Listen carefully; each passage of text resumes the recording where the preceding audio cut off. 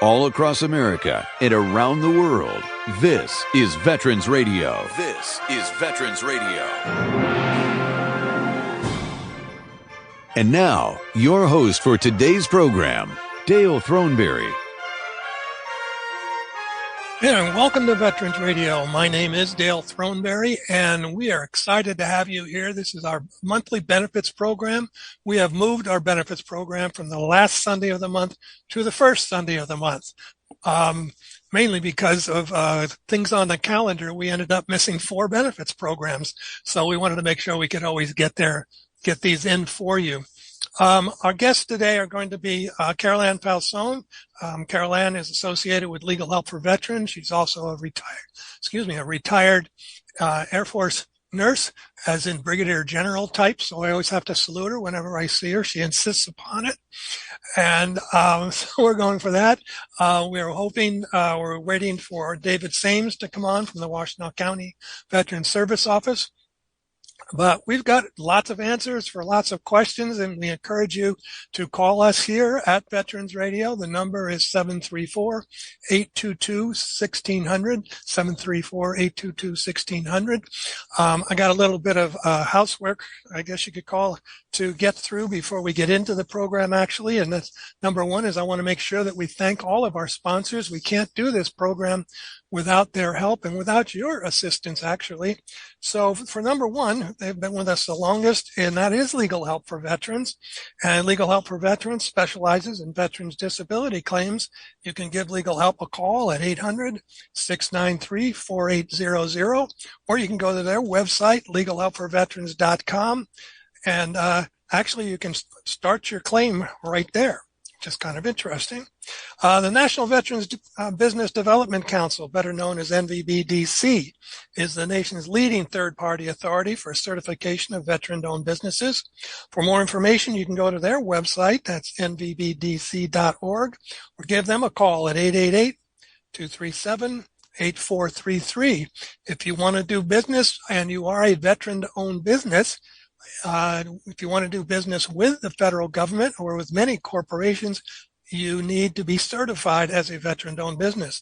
And so these are the folks that can get you that certification. They're very professional, very worth your time.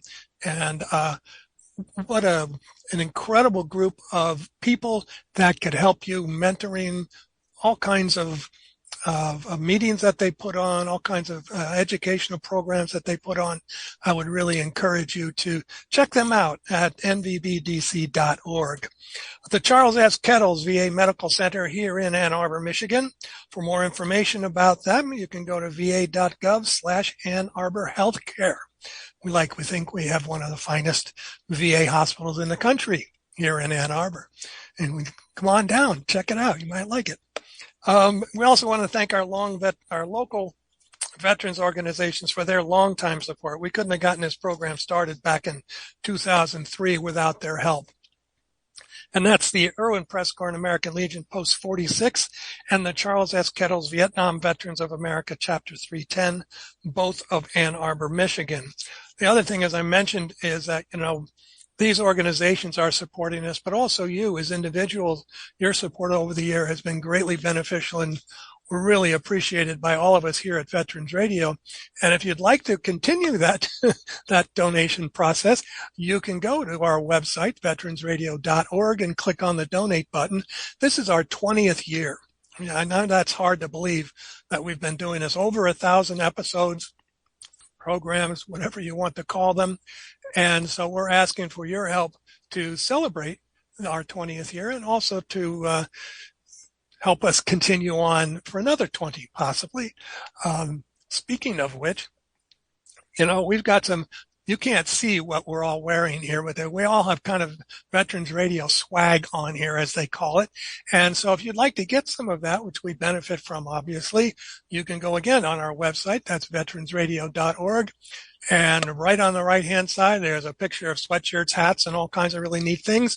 Click on that, and you put in the code VR20, 20% off of whatever it is that you decide that you would like to have. So, again, we encourage you to do that.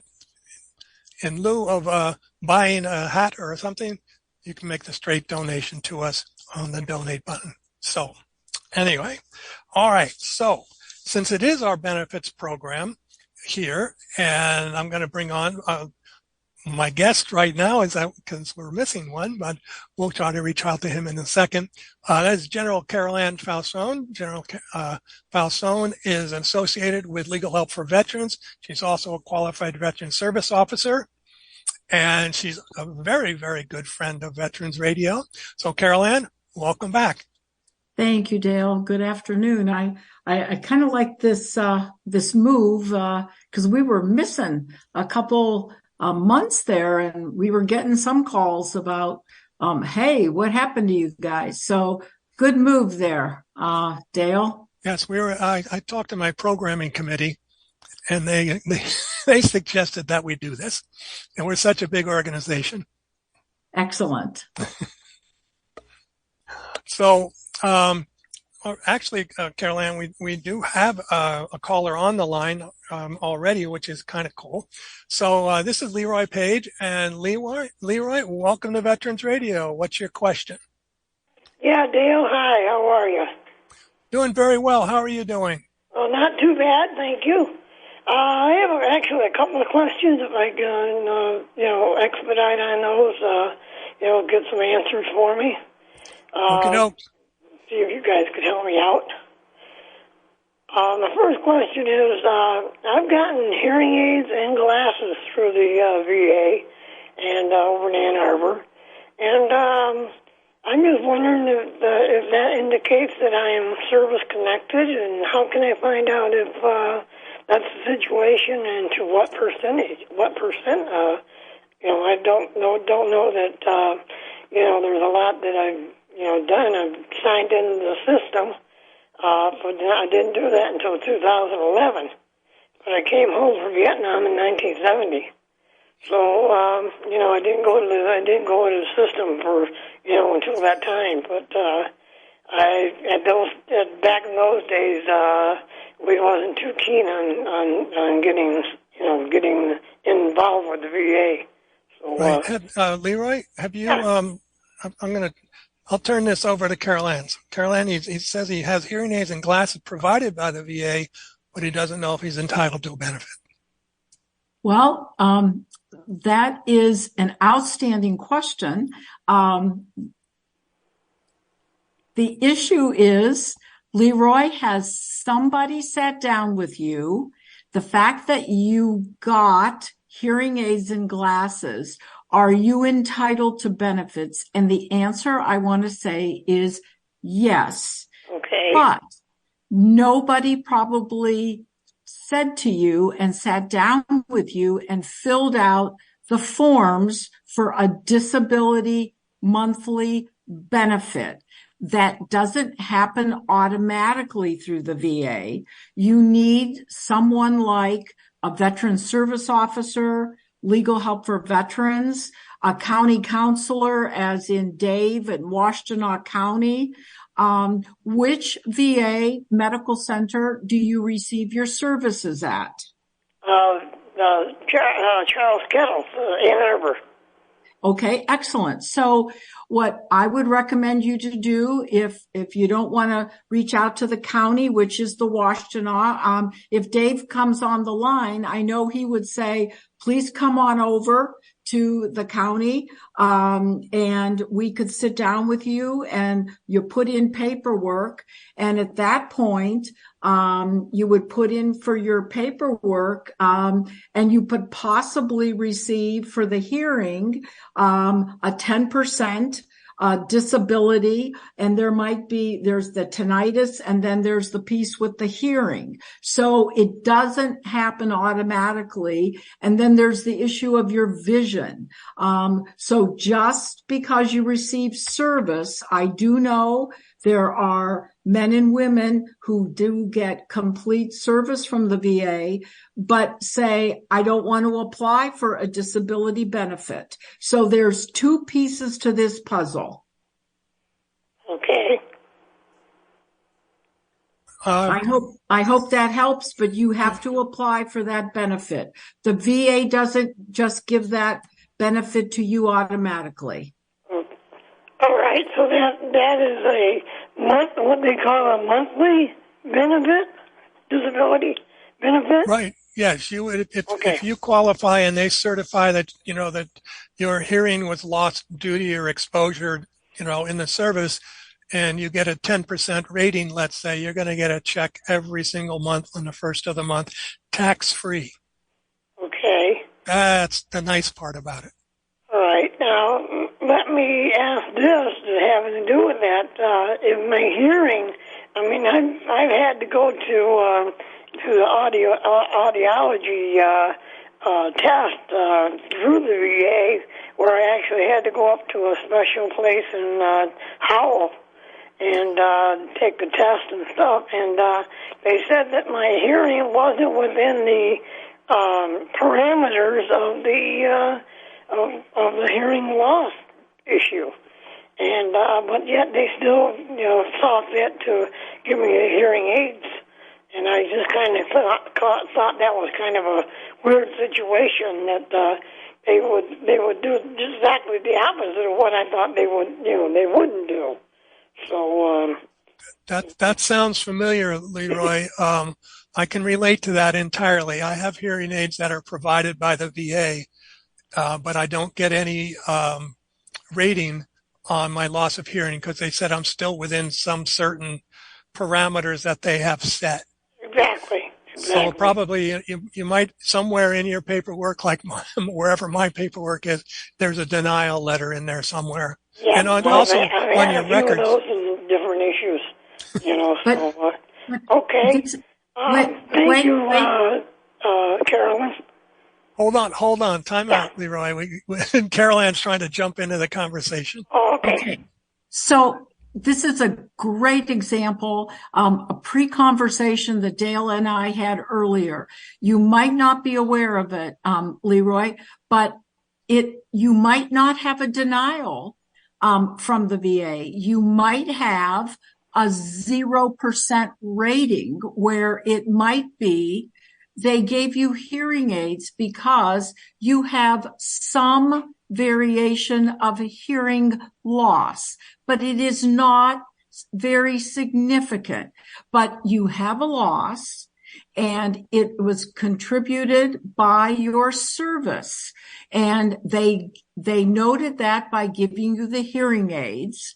They gave you 0% rating, which means you had that occur because of your service. Now, if it gets worse and you go in and you get tested again and it drops or your hearing diminishes, one ear is worse than another, then that will be rated differently and they could score you differently. So a 0% rating is recognition that something occurred because of your service and it's not a denial. So I hope that is... We're hoping that kind of settles it out. Carol Ann's screen But they gave you go. hearing aids because there was something going on and they related it to your service. Okay. All right. Thank you for that. I have my other question is, when I came home from Vietnam in 1970, and I didn't sign up for the system until 2011, but at the time of my coming home, I was diagnosed with Bell's palsy for the right side of my face.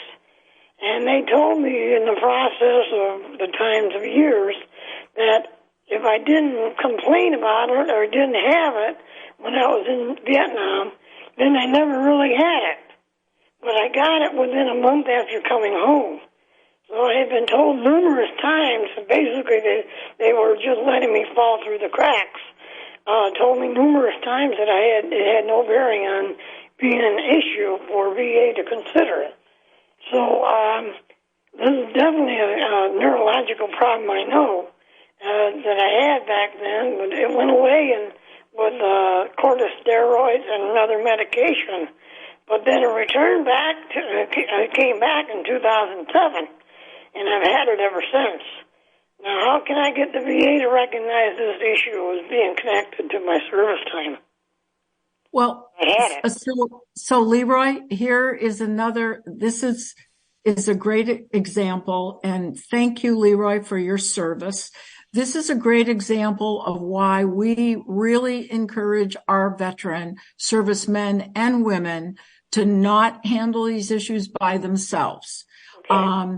With all of the environmental issues, all of the Agent Orange issues, all of the issues that are out there, whether it's legal help for veterans, a veteran service officer, a county counselor, we see these issues. And these occur all the times, and they say, well, it didn't happen for your service.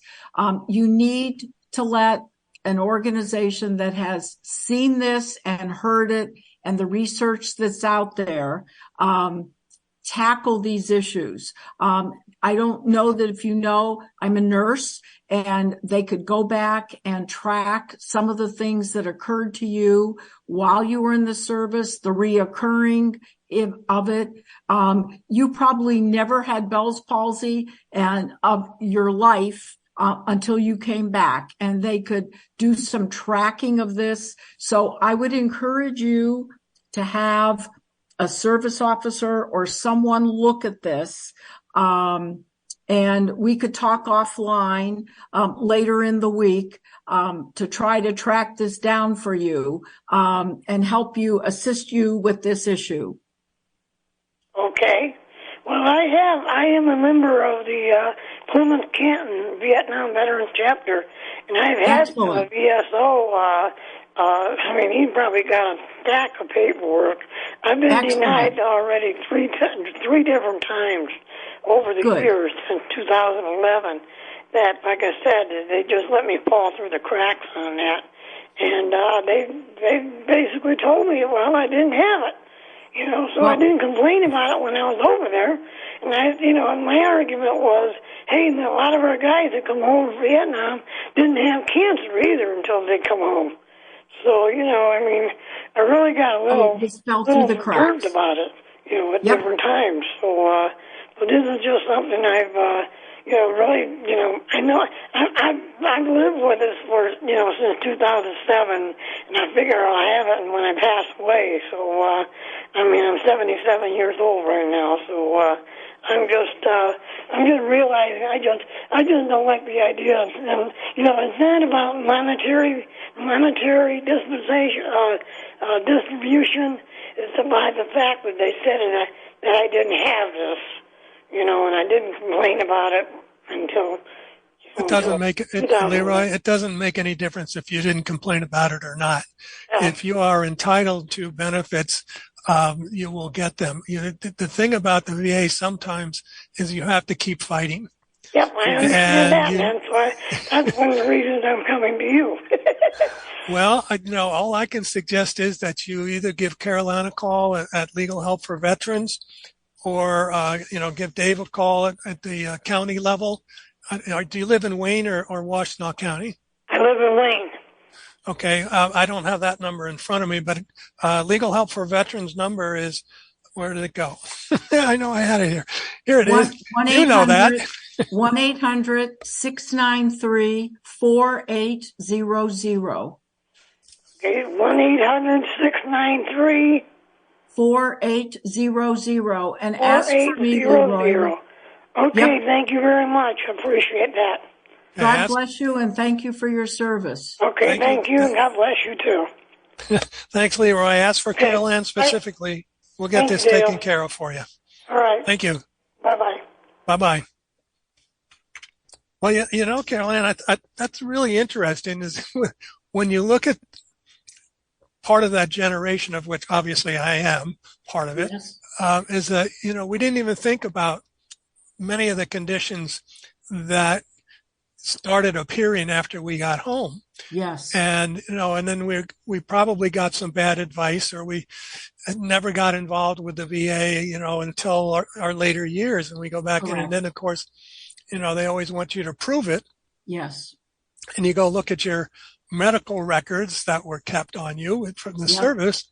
And, so sometimes it's difficult, not impossible, but difficult to get your claims through. I had a question that Leroy brought up that I thought was rather interesting, and I don't know if you're the one I should ask this about, but I heard something about them tying tinnitus and hearing together at some point. They've been talking about that for a while. Whether the hearing loss, the tinnitus, but until I see it done, there's so many issues they're working with, because the 10% seems like with the tinnitus that is as far as you could go. But then the hearing loss, if you're deaf, they could take you all the way up to 100%. Now, how could they combine the two? I don't know. So I'll wait until that happens. Dale, that, we could talk about it once I see that being scrubbed. But I just want to go back for a second, on, the Agent Orange and the Vietnam veterans. I think back a good 20 plus years, how long it took them to start talking about ALS and everything with the presumptives. And I think back when I was still serving under General Shinseki, and he was our secretary for the VA, and how prominent his decision was when he declared presumptives. Right. And I thought of that when Leroy said, well, they're making me prove it, and said I didn't have it. And, I was thinking about General Shinseki and, when he was the secretary, because that was very prevalent. I mean, when he did that really opened it up for our veterans not to have to go back and find all that paperwork and have to prove, number one, we still find it today. I ran across a couple a few weeks ago that the veteran was told by the VA that you were never in Vietnam. Could you imagine being told that, Dale, that you were never in Vietnam? No. So they had the paperwork, they had pictures. I mean, and so, that's really hard. And you think about the days when you came back, but he really made things a lot better, and things are getting better, but still the neurological issues, the Bell's palsy, and some of them are still unwinding as to all of the effects of Agent Orange. We're not there yet. I think we have a long way to go, but we'll keep fighting for our veterans. Well, I know you will, and I know we will too, and this is something that we do. We're going to take a quick break here at the bottom of the hour, and hopefully when you come back, we're going to talk a little bit more about some of these older claims that have, not been approved and so forth, because there are some benefits to the families if somebody passed away from a disease that has now been added to the list. So that's the topic in the second half of our program today. So you're listening to Veterans Radio. We'll be right back. The Medal of Honor is the highest award for valor in combat given a member of the Armed Forces of the United States. There have been over 3,400 recipients of the nation's highest award. This is one of them. Second Lieutenant Robert Emmett held off a force of 200 Apaches. Details after this. If you have a VA claim denied by the Board of Veterans' Appeals, contact Legal Help for Veterans at 1-800-693-4800. They're experts in handling cases before the U.S. Court of Appeals for Veterans Claims. Their number again, 1-800-693-4800. Emmett was in G Troop, which was sent to relieve a detachment of soldiers under attack by hostile Apaches. During a flank attack on the Indian camp made to divert the hostiles, Emmett and 5 of his men became surrounded when the Indians returned to defend their camp. Finding that the Indians were making for a position from which they could direct their fire on the retreating troop, he held his point with his party until the soldiers reached the safety of a canyon. Emmett then continued to hold his position while his party recovered their horses. The enemy force consisted of approximately 200 Apaches. The Medal of Honor series is a production of Veterans Radio. If you're a veteran, do you get your health care from VA Ann Arbor Healthcare System? If not, why not? Did you know VA equals or outperforms private sector healthcare in just about every measure of quality? Did you know nearly 70,000 local veterans choose VA? You could be eligible for world-class healthcare at little or no cost. Visit va.gov to check your eligibility. Isn't it time you choose VA? www.va.gov. A message from the U.S. Department of Veterans Affairs. We're back here on Veterans Radio, and the number is 734-822-1600. We're talking about benefits today, and there have been a number of news releases from the VA about certain things that are going to be covered differently. And one of the questions that I had, that I was thinking about, was what happens to the veteran or the veteran's family when the veteran passes away from a condition that is now considered presumptive. And I don't mean I'm just talking about the Vietnam generation right now, but like I've had friends who have died of Parkinson's, let's say, or they died as a result of leukemia, which was finally added to the list. And is there any method or methodology where the family could file a claim? Yep, the Pact Act of August of 2022 is now allowing you to go back and open up a claim. It's not going to be any guarantees, Dale. Oh, I know that. As to what happened. Now, if it's within a year, okay, let's say you've got open claims and the veteran dies and your issues haven't been adjudicated.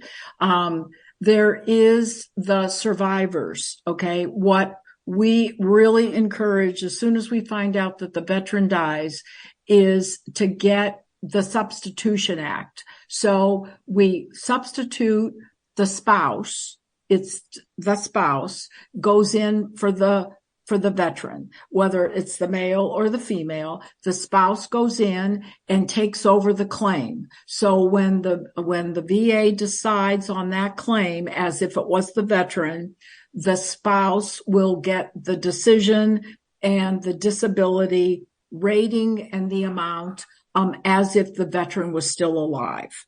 Okay. So that is something that, the old folklore or the rumor that when the veteran dies, the claim dies. That's not true. You need to do the substitute, but the rule of thumb for that, to keep it really clean and to make sure that the spouse gets that benefit, is 1 year from the death of the veteran. So that is the way to keep it the cleanest, to guarantee that claim will stay alive, is to go back to your VSO, legal help for veterans, the county counselor, once the veteran dies, to keep that alive. And then there's the other benefit, that should the veteran pass, and there is no length of stay, there's no length of time for this. There's, as we've talked before, there's what is called the benefit death indemnity claim, that let's say the veteran did die from Agent Orange, something from Vietnam. Vietnam is a good example. Veteran died years ago, and Parkinson's and something else is now approved. The spouse could go in and apply for the death indemnity claim, because that's what the veteran died from.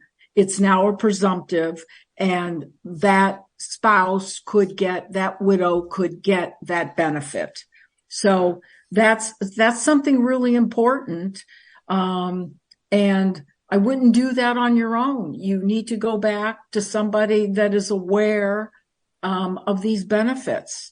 And that's why, we talk about it here at Veterans Radio, Benefits Week. I think it's really important to keep talking about some of these issues. And if you go to Legal Help for Veterans, I am completing right now, very timely topic. It should be up hopefully in the next couple weeks. Brand new, and they're all free. I got about 26 different ones up there. A brand new ebook called Survivor's Benefits. And this is all the benefits out there for the spouse, including if you're 100%, if the veteran is 100% disability rating and you pass and you've gotten the tax abatement, the spouse could continue to get that tax abatement. If you go to your county, your tax assessor, and take that, that piece of paper that says that veteran was 100%, and take it to your tax assessor. Okay. Well, I think it's really important that we do continually talk about these things, because, sometimes we get a listener that hears something and then they pass it on to a friend. Hey, did you know that you could get this? And they go, no, I had no idea that we were entitled to this thing. We have Mike on the phone. Mike is calling from Canton, Michigan, and he has a call about a presumptive condition. So, Mike, welcome to Veterans Radio. Hi, Dale. How you doing today? Doing very well. Thank you for calling. What's your question? Yes. In 2010, I had a 5-way bypass and was diagnosed with ischemic heart disease.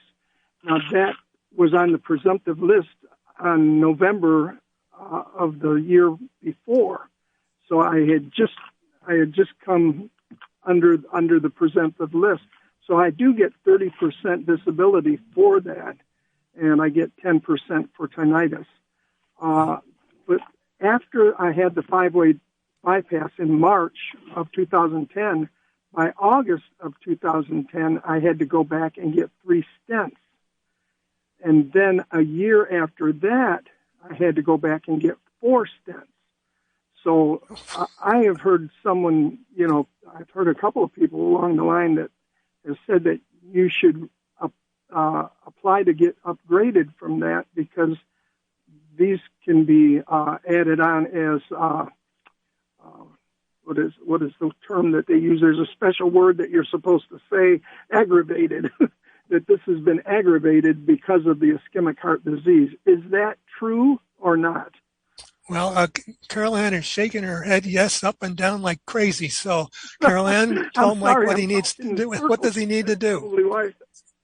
So, Mike, whoever helped you, and the answer is yes, yes, and yes. And since you are at 30% or greater from your ischemic heart disease, which is a presumptive. And thank you once again, Mike, for your service. I hope with that 30% or greater that if you are married, I'm not going to assume that, but if you have a spouse, if you're 30% or greater, your wife should be added to that as an extra benefit. So I hope, number one, that you're dependent. And if you have children under the age of 18, I sure hope they are added. So that's an added benefit that I hope is added to your disability rating. But yes, the answer is if any condition, and we've talked about this many times, if any condition that you have and you're rated for gets, I will say worse or deteriorates, or you need follow-up care with, this is not the automatic, the VA gives you automatically nothing. You have to go back through your VSO, whoever helped you originally, get your 30+% of your disability rating. You need to go back to that entity and tell them you've had additional disease entity with your ischemic heart disease, that you needed more stints, you've had more problems, so that, if you need more medications, and hopefully that's another thing. If you need medications, you're getting those medications through the VA, and you're receiving those because of your disability rating. Yes, you do need to go back and have that area rated. That's an increased rating. Secondary conditions. And you need to look at also, what is really important too is not only to get your stints, but if you are experiencing other issues related to your heart, secondary conditions. And what I mean by that is some of our veterans have problems with GERD, stomach issues. Some have neuropathy issues. Some have other problems that are called secondary, related to the heart presumption. So you need to go back and follow up, and that could increase your disability rating. I hope that helps, Mike. Yes. Okay. Thank you very much, Carolyn. And thank you, Dale. This is the first time I've even heard the station. My wife and I happened to be in the car. We were going out to dinner with some folks, and I had the station on, and then this is the first time that I've heard of you. So thank you very much. God bless you guys. Thank you very much. Tune in again next week. Every Sunday, 5 o'clock Eastern time on your local station. Thank you, Mike, very much for calling and for listening. You, bye now. Bye-bye. All right. That was kind of interesting. Well, and I think, you know what? He didn't answer me, but if his wife is not on there for the disability benefit, the dependency benefit, and if he has children, I mean, he sounded like a very young man. You just don't know when you get a caller on, but I hate to say it, but it's like free money. But that's a benefit sometimes people don't even realize, Dale. Oh, I know. And it depends on, the VSO. Obviously, the vast majority of them are going to say, are you married? Do you have any kids? And so forth. And so hopefully, they did that with him, because it, can turn out to be a substantial amount of funds, on a monthly basis. And I was afraid he was going to say, well, they think I'm cured or something. Because that's another thing that people need to be aware of. Right. If you are diagnosed with a disease like a cancer, especially prostate cancer, seems to be the big deal right now, is you go in and they fix it. You could lose the benefit of the prostate cancer. You'll get 100% right away, but they could come back and reevaluate. Well, when you go in for surgery, and sometimes people don't even know about that one. When you go in for surgery, you should ask your representative to make sure that you're applying for, during your surgery time and your rehab time, you should put in for that convalescent period, whether it's 3 months, 6 weeks, whatever period, your rating should go up to 100%. Okay. Then when you're done with that rehab time and whatever, then you will go back down to your rating, whether it's 60%, 30%, 50%. Now, sometimes when they take out tumors, sometimes they will say, after your chemotherapy, after your rating, what you were talking about, the prostate, they will take you back to maybe say 0%. Yeah. But I want to bring up a point that sometimes we tend to argue is, you have residual issues or secondary issues that could cause you more problems. And that sometimes, unless you've got trained individuals to start pulling teeth and talking about them, whether it's, reproductive issues that you're not able to talk about, and most men sometimes don't want to talk about those, but they are real issues, and those need to come out and talk about them, because they could impact your disability rating. And maybe your disability rating will not go to 0 because you are having problems. And the chemotherapy and radiation could cause problems. So we're able to argue that sometimes, that just because you take out a tumor and you say, oh, it's all gone now, that necessarily isn't the truth. So, but you're right, Dale. Sometimes it's really hard to explain to a veteran why 1 minute they're at 100% and the next minute they've dropped. But that's why it's so important to communicate with your representative, whether it's the VSO, Legal Help for Veterans, the county, to work with them to know once you get that piece of paper or that rating, or you get a phone call, or you're going in for the exam, you got to let us know what you're going through so we could help you.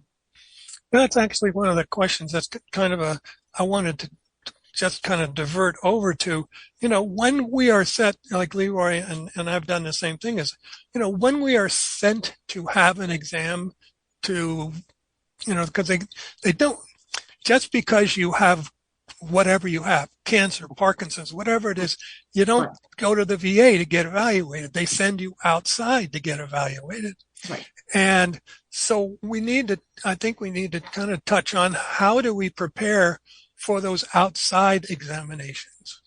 Well, as you well know, we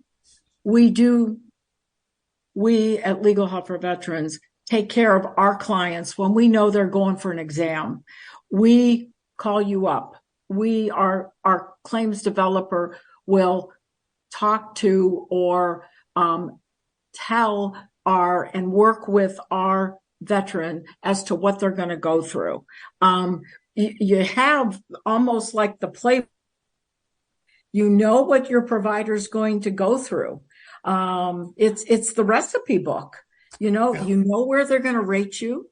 You know the breakdown of 10%, 30%, 50%, what they're going to be looking at. You know, whether if it's an orthopedic, they're going to be testing, the reflexes. If it's neuro, you know what they're going to be looking at. You've been through this so many times, but once again, as I'm sure you all know, it depends on the examiner. And so, we try to make it as easy as possible and as best for our veterans. So if we find out that our veteran has to drive 3 hours down the road for an exam, we try to call the VA and say, look, this is not realistic. Why are you sending our veteran, 3 hours down the road? If they live in Ann Arbor and VA is their place, can't you make it someplace closer to home? We try to make sure that our veteran has the best and the easiest route to get that exam, especially if they're older. And it's difficult to go to a service. It is. It gets very confusing, I think, sometimes. Yes. Because the thing most of us do, and it's kind of interesting, that even just the phone calls, oh, how are you today? I'm fine. Right. Well, right there on that piece of paper, they're evaluated. The veteran claims he's fine, Right. and you're done. So I don't go in and say, oh, I'm awful today, but I kind of avoid those fine answers. And I know that many of the VSOs that we have talked to over the years have now what's the term I'm looking at, rehearsed us in this, certain things that you say, certain things that you avoid, always tell the truth, obviously. Absolutely. And, because it's not like those evaluators are out to trick you, but sometimes they'll ask a question that is, could be interpreted, one way or two or three ways sometimes. Right. And so it's important, I think, that if you are, you have filed a claim and you've gotten a letter that says you're going to be sent to an evaluation wherever that particular evaluation is going to be held, that you contact your VSO or your representative, as Carol Ann pointed out, say, what do I need to know? Right. And they will talk you through that. I think that's so important It is. that we help these veterans out, because, some of them are, getting really nervous, and, they won't be able to help themselves. So that's your purpose, and all of these wonderful VSOs that are out there all across the country that are designed to help you, because the VA is a very complicated system. It is. Especially on the disability side. And so we encourage you to do that. Go ahead. The interesting thing, Dale, and you and I have talked about this before, when you go to an exam, you expect to go to an exam and be examined. And, whether it's head to toe.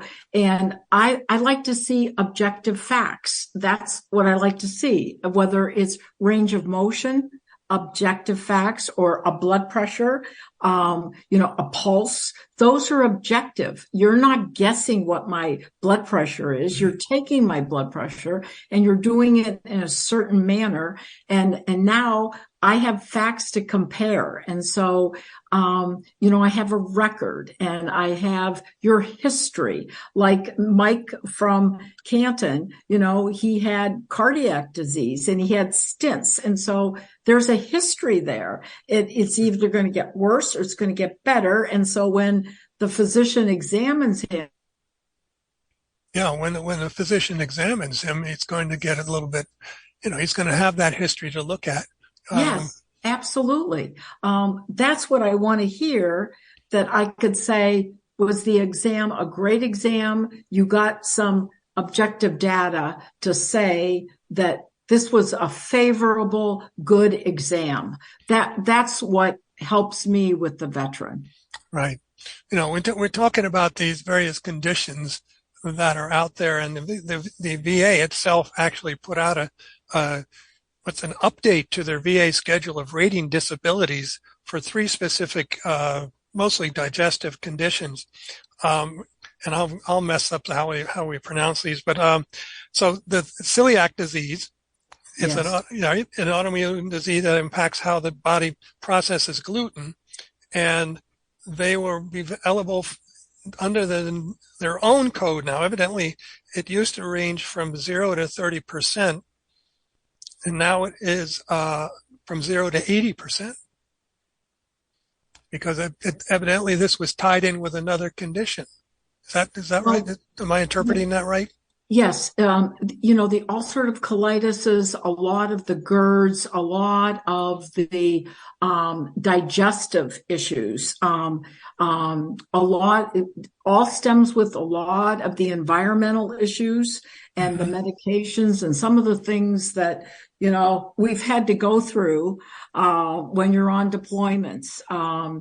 So I think this is huge, because 0 to 30% compared to now 0 to 80%, the VA has indicated this is a huge issue. You all know somebody that has ulcerative colitis, diverticuli, to have this type of illness in your gut. I mean, it's huge. Your whole lifestyle has to change. Your eating disorder. So the fact that they're recognizing this, I think, is very significant, Dale.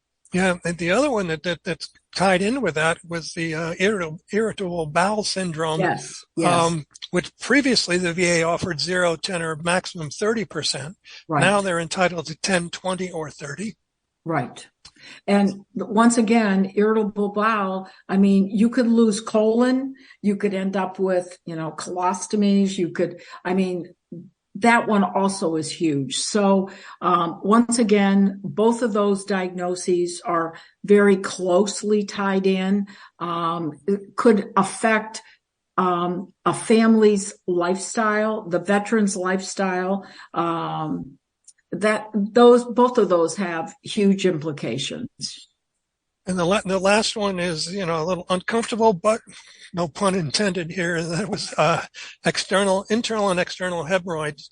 Said previously the VA assigned a 0% evaluation. It was identified as mild or moderate.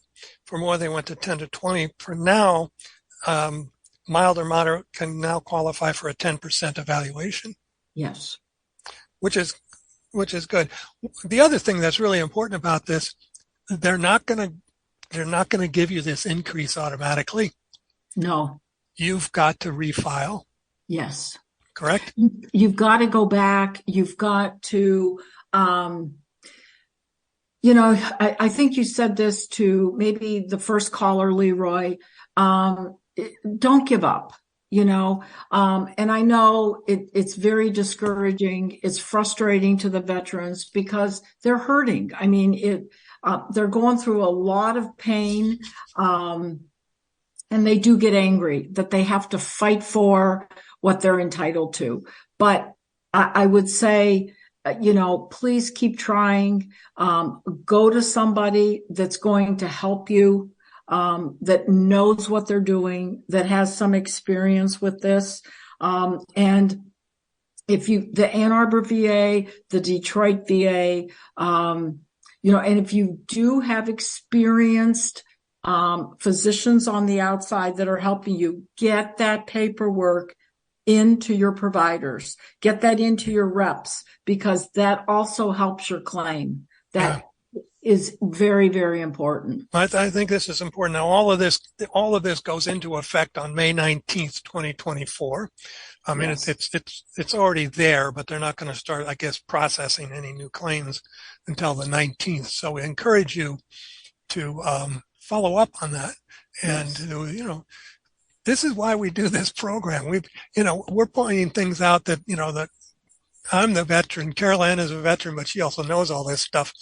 And, we've been able to help a lot of people with questions out there who never would have even considered contacting the VA to find out if they had a disability, claim that they should put in. And I think it's really important to remind you, and also tell you have veteran friends. Hopefully, the majority of our listeners are going to be veterans, friends of veterans. So, if you have an issue, or you know of a friend who has an issue, or unfortunately, if you know of a veteran who died recently, talk to the spouse, get them to, to contact a service rep so that they can get what they're entitled to. Because there's a lot of things out there that they're entitled to that they're not even aware of. Dale, I will say one thing in closing. I really want to give a lot of credit to the VA, because they are out there researching these topics left and right. And I think you gave us 3 great examples of areas that they have researched with the gluten and the celiacs and these areas that they are trying to help the veterans, and they're increasing benefits, and they're trying to help them and make it better, and they're recognizing where the problems are. So as more veterans are coming in needing service, then they're identifying, and they're making this known almost like as a presumptive. They're not calling it a presumptive, but if you have these areas and these issues, make it known. Right. You got to file the claim. You got to do the paperwork. Yep. It's annoying, and that's the kindest way I can express it, is how annoying it can be. You mentioned them doing research. We're coming up to the end of the program, folks. And the research was just quickly, the VA opened a new osteoarthritis research center at the Philadelphia VA. So there's going to be, research in there. And if you think about the conditions and everything where the care has improved so dramatically over the years, I think it's really important that you do that. So, Carol Ann Fausone, thank you so much for, being on our program, being our representative. You can reach Carol Ann at Legal Help for Veterans. The number there is 800-693-4800. So thank you very much. Thank you, Dale. Thank you so much. It's always fun. All right. As I mentioned, we are coming up to the end of our program on benefits. So the benefits program now is going to be a monthly program on the first Sunday of every month. Those of you that listen to on our affiliate, you'll have to check their schedules of when these programs will be there. So I encourage you to help us out. And ask us questions. You can go to info.veteransradio.org, leave your question there, and we'll pass it along to the people that we work with. And so that's what we do, and that's why we're hoping that you can help us. Don't forget to support Veterans Radio. You can go to our website, click on the donate button, support the people that sponsor us, Legal Help for Veterans, the MVBDC, and all these, the Ann Arbor VA. So again, thank you all very much. We're going to be going out. This is the Air Force Band with God Bless America, the instrumental. So until next week, this is Dale Throneberry for everybody here at Veterans Radio. You are dismissed.